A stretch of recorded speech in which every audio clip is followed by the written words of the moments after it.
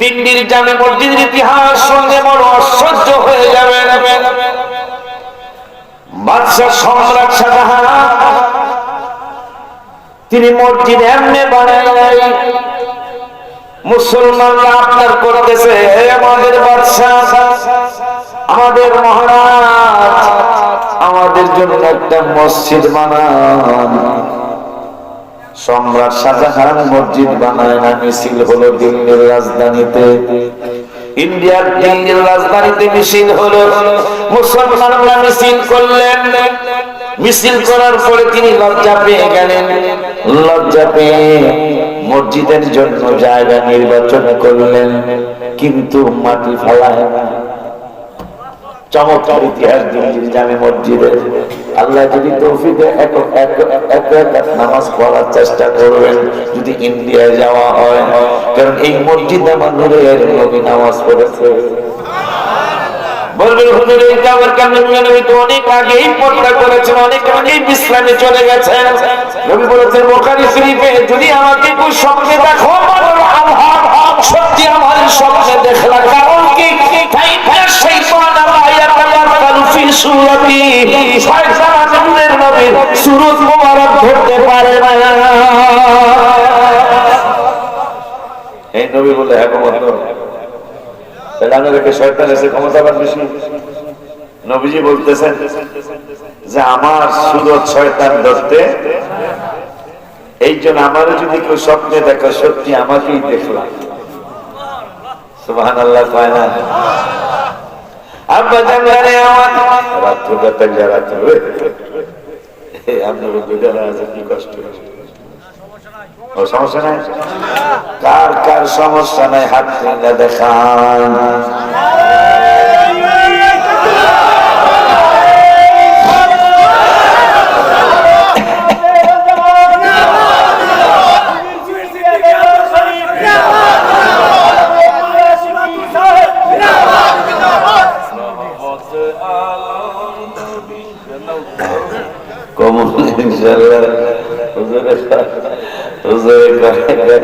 রহমত আলম নবী নূরে মুজাসসাম, বলো রহমত আলম নবী নূরে মুজাসসাম। সাহাবীরা আতর বানায় ওই নবীজির ঘাম, বলো সাহাবীরা আতর বানায়। বাজারে চিনো মানো জানো কেমন আমার নবীজি, জাহান পাগল চন্দ্র সূর্য তারকার জীবন, জাহান পাগল চন্দ্র সূর্য রাজি বাবারে আরো শুনবানি সুন্দর কাহিনী, আরো সুন্দর কাহিনী। জান্নাতের রুমে রুমে লেখা নবীর নাম। মাশাআল্লাহ। أقبل آدم على ابنه شيشا فقال أي بني أنت خليفتي من بعدي فخذها بإمارة التقوى والعروة الوثقى فكلما ذكرت الله فاذكر إلى جنبه اسم محمد مكتوبا على سقف عرشه وأنا بين الروح والطين ثم إني تبت السماوات فلم أرى في السماوات موضعا إلا رأيت اسم محمد وإن مكتوبا عليه وإن ربي أسكنني الجنة فلم أرى في الجنة ولا غرفة إلا وجدت اسم محمد مكتوبا عليه ولقد رأيت اسم محمد مكتوبا على ظهور الحور العين وعلى ورق مصابر الجنة وعلى شجرة الطوبى وعلى سدرة المنتهى وبين أعين الملائكة فأكثر ذكره سلك مرحبا বলা যায় না। আমার হাবিবের যে কত শান, আমার মায়ের নবীজি কত মান। ইন্ডিয়ায় দিল্লির এই অর্থটা আপনারা আমার মনে হইব না, হয়তো মনে হইলে আপনারা বলবেন হুজুর যে হাদিসে ইবাদতটা করছিলেন অর্থটা শোনায় যায়। বাজারে আমার দিল্লির জামে মসজিদের জায়গা ক্রয় হলো। বাদশাহ আলমগীরের বাবা বাদশাহ সম্রাট শাহজাহান জায়গা ক্রয় করলেন, নির্দিষ্ট করলেন মাটি ফালায় না। মুসলমান আবার দিল্লির জমিনে মিছিল আবার করলো। আপনি জায়গা নির্ধারণ না করলে না করতেন, জায়গা নির্ধারণ করে কেন মাটি ফালানা, এই সরকার চাই না। বাদশাহ সম্রাট শাহজাহান লজ্জায় পড়ে গেল। লজ্জায় পড়ে যাওয়ার পরে এখন তিনি মাটি ফালানো শুরু করেছে। মুসলমানরা স্তব্ধ হয়ে গেল।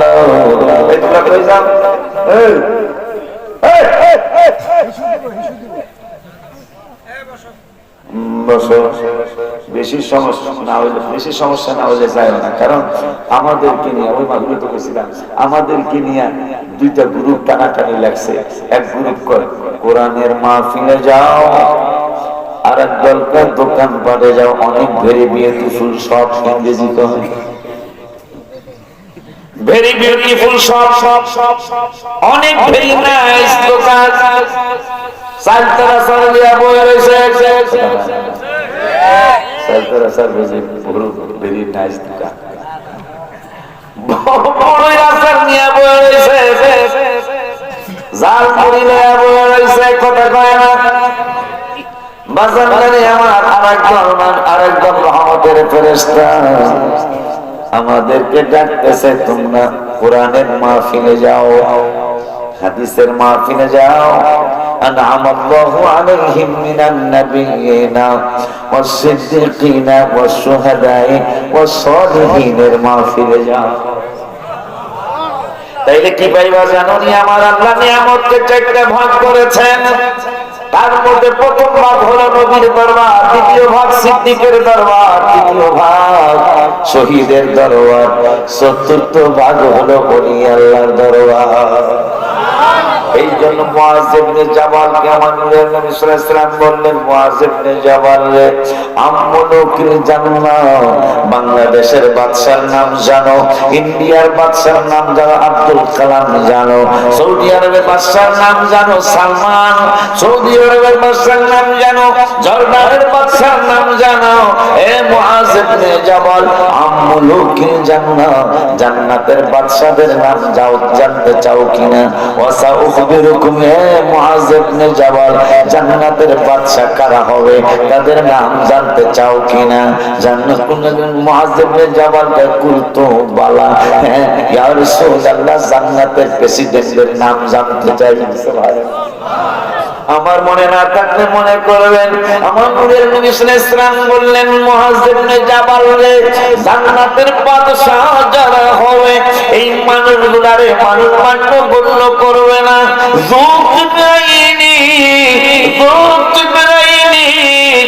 মুআয ইবনে জাবাল, এদেরকে মানুষ মান্য গণ্য করবে না, এদেরকে মানুষ দাম দিবে না। কিন্তু